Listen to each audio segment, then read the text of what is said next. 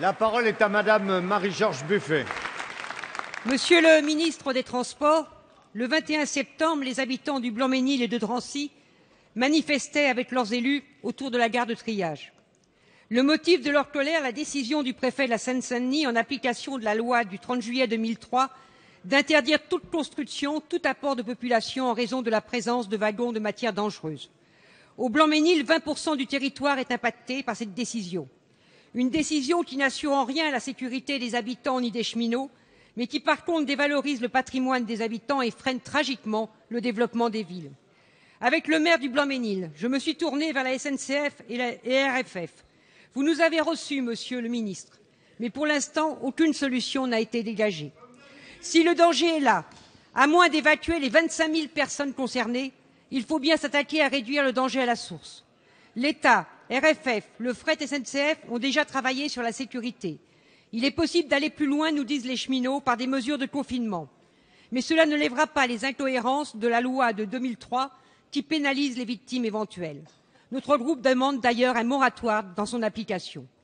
Aussi, monsieur le ministre, quelles mesures comptez-vous porter comme actionnaire principal des entreprises concernées pour assurer une pleine sécurité aux riverains et aux cheminots?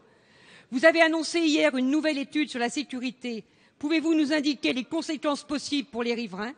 Enfin, allez-vous travailler à modifier la loi de 2003 pour mieux responsabiliser les auteurs du danger? Je vous remercie. Merci. La parole est à Monsieur Frédéric Cuvillier, ministre des Transports, de la Mer et de la Pêche. Merci, Monsieur le Président. Madame la députée, chère Marie-Georges Buffet.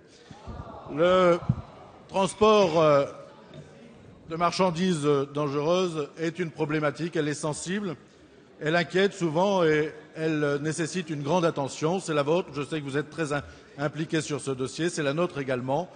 Tant la gare de Drancy est un élément central du transport ferroviaire, de fret et donc de matières dangereuses. Il existe des réglementations internationales, communautaires et des obligations qui sont faites de pouvoir identifier à la fois des mesures organisationnelles, le suivi des wagons, mais aussi toute procédure de danger s'il devait y avoir accident. C'est d'ailleurs précisément le sens de l'arrêté pris par Monsieur le Préfet en date de mars dernier et qui impose à RFF, à la SNCF, un certain nombre de mesures.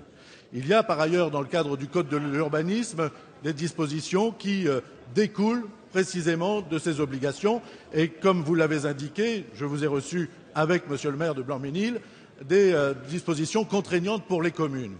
Une prochaine étude, elle est demandée déjà par les services à mes services, une étude de danger, de risque, permettra de conclure sur la nécessité d'adapter les dispositions qui sont prises.